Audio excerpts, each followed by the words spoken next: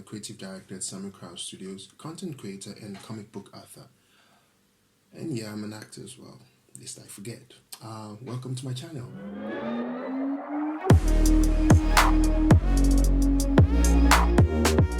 Alright, first, before we get into the business of the day, I'd like to announce the competition for today. So, like I promised, I'm going to deliver.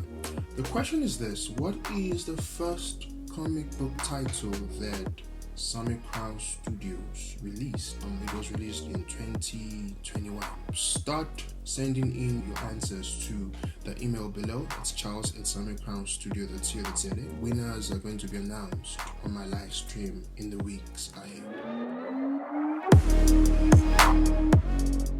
My name is Sanmi Charles, like I said, born into a Nigerian family in Ibadan, Nigeria, 1989. Yep, it was a great year because Moi was born.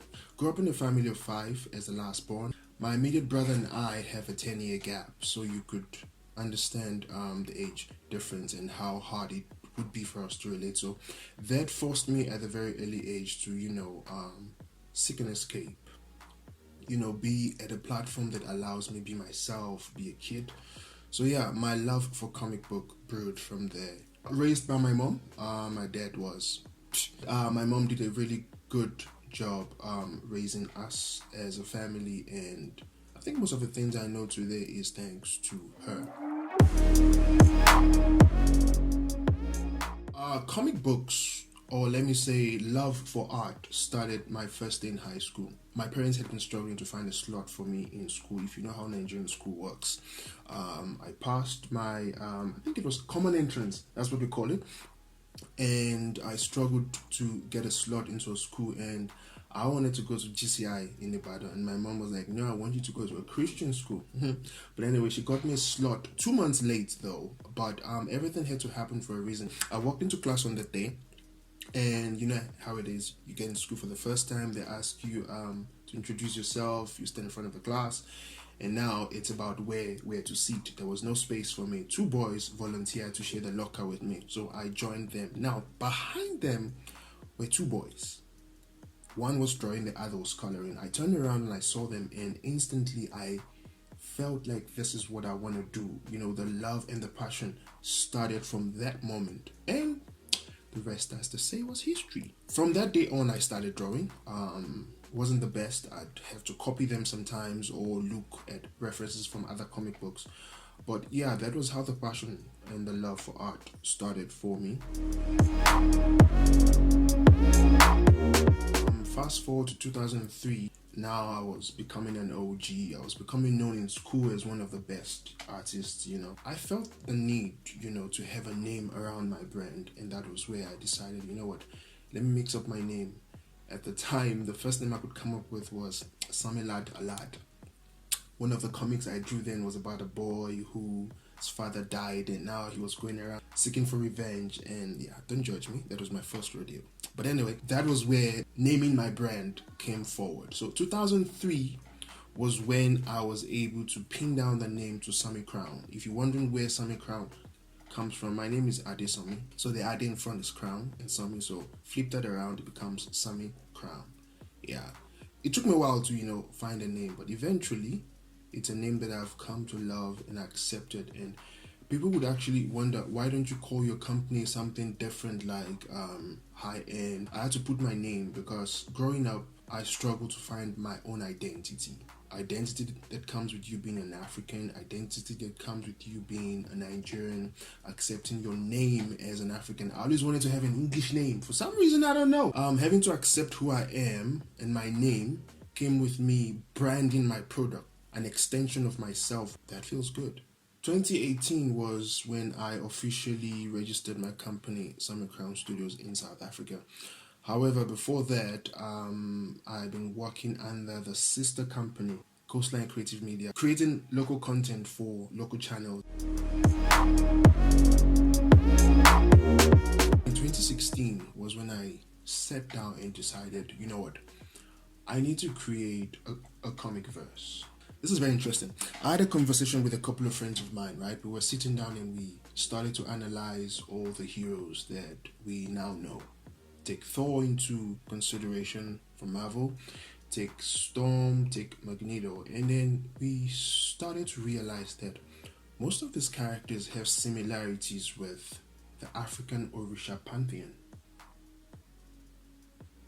There was a moment we sat down and thought, wait, things we've been told to kick aside, things we've been forced to believe is demonic and wrong, other parts of the world are embracing, and they're making a killing from it. Like, they're making billions from, take Black Panther for instance. It's an African concept, well, told in a Western way. I don't want to go into that. African stories, African prehistoric beliefs are being moderated and sold in other parts of the world, and it's making a killing, but we as Africans are not tapping into it. That was my initial motivation to say, you know what, I need to create a comic first with all my characters and then bring them forward. Now, the brainstorming began. I had to do my research and I started to stumble upon facts. Things that are no longer being taught in schools, like African kingdoms, African kings that existed before slavery. We are meant to believe that slavery was the dawn of African civilization, that we were backwards. Before that, we were naked, we had no form of living.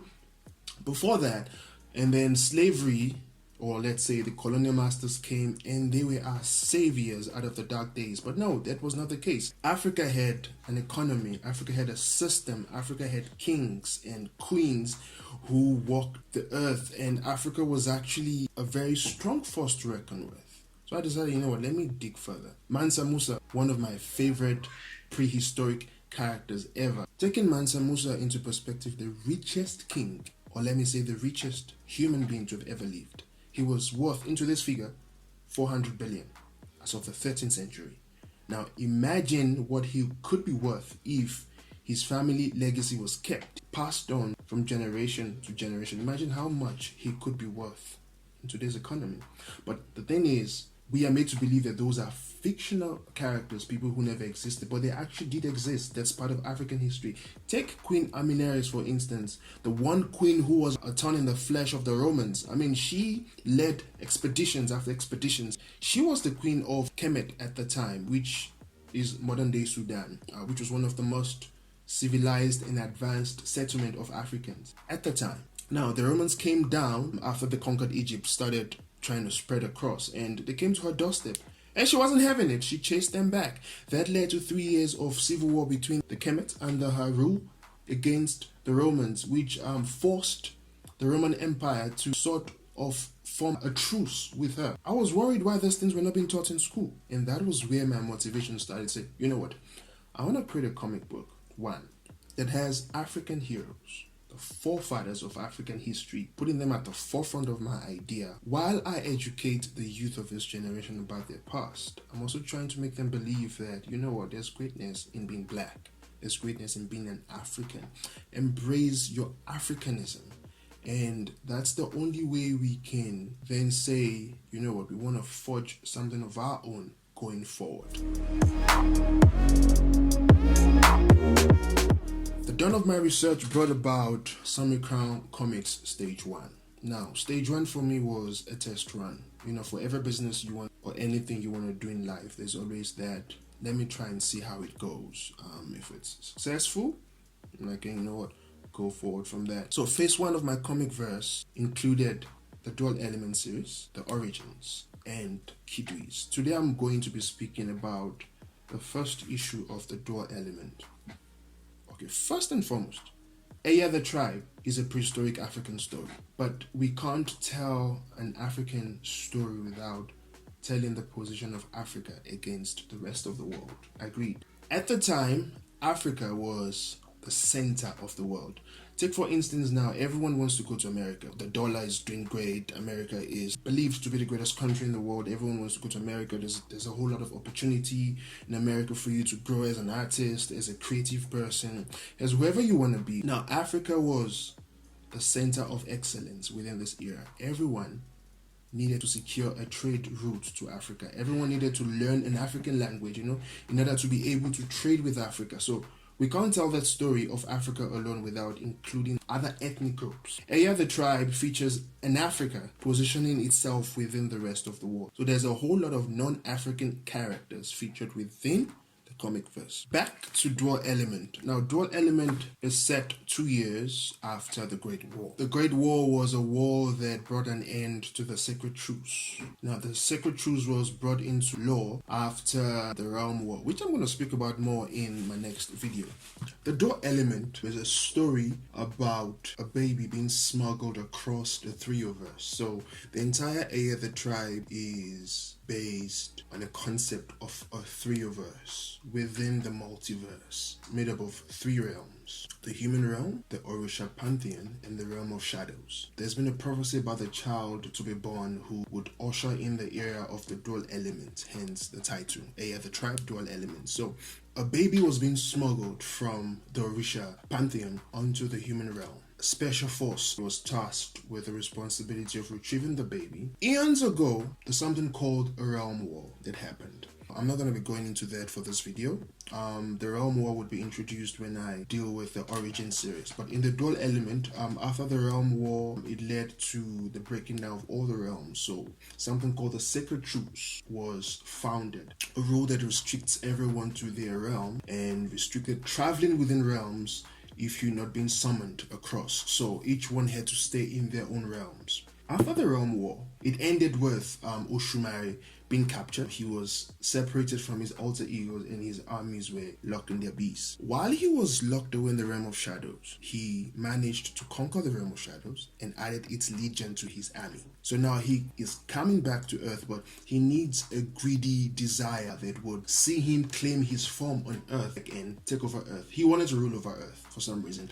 You'd be able to understand more about how he came about to claim the rulership of Earth and how he became a self-acclaimed god over Earth in the origin series. But for now, we're focusing on the dual elements, yeah? So I'm not going to dwell too much on the realm war. I'm going to focus more on the aftermath of the Great War. Now, the Great War happened after he managed to create another chaos, which now saw the Atlanteans fight against the Indians. The human realm was involved in the war. Obviously, an alliance was forged again in order to help captivate this being. But for some reason, he managed to escape. But anyway, we're not dwelling with that right now. We're focusing on the dual element story. So after the Great War was done, we've won the war. Yay, it's peace again. Queen Alisa slept with a human mage. There has been a prophecy that there's going to be a child between a human mage and an Orisha. At the end of the day, they would give birth to a child of promise. So now, that child of promise was being chased across the realm. Everyone wants to lay a hold of a child that can control other elements and can serve as a conduit to other forms of energy across the three of us. The entire story is about her, escaping execution, not being captured, and she's under the care of Guardian. I wouldn't give too much away because I still want you guys to go, get a hold of the book. So if you really want to find out what happened at the end of the whole story, you can go on our website, www.sanmicrownstudio.co.za. The digital is for free at the moment. Just click and have a read, and you can understand the full story of the first issue of the Dual Element. At the end of the Dual Element series issue 1, there's going to be a whole lot of questions. You'd have a bit of a clue as to which character did what, when, and how, but at the end of the day, you'd have so many questions to ask. All those answers lie in the prequel series, the Origins series. That brings us to the end of this video. Next week, we are going to be speaking about the Origin series, the first issue of the Origin series. There you go. Alright, so the first issue takes us back to the dawn of time, introduces the concept behind Aya the Tribe, my version of creation, and it also brings an answer to the long old saying, do you know why life on Earth began in Africa? To know much about that, please watch my next video. That's going to help you understand Aya the Tribe fully and where the whole concept starts from, where it's heading. The questions you might have from the first issue of the Dual Element will be answered in there. That brings us to the end of today's video. I hope it's been fun. Please like and subscribe to my channel, and also hit the notification button so you can be the first to know when I release new content. And also, please, if you like what you're hearing and you like where our vision is headed, please, there's a page on my website where you can donate. There's a link at the bottom of this video. Click on that. You can donate and help this vision grow and reach more people out there in the world. Thank you so much, and see you at the next video.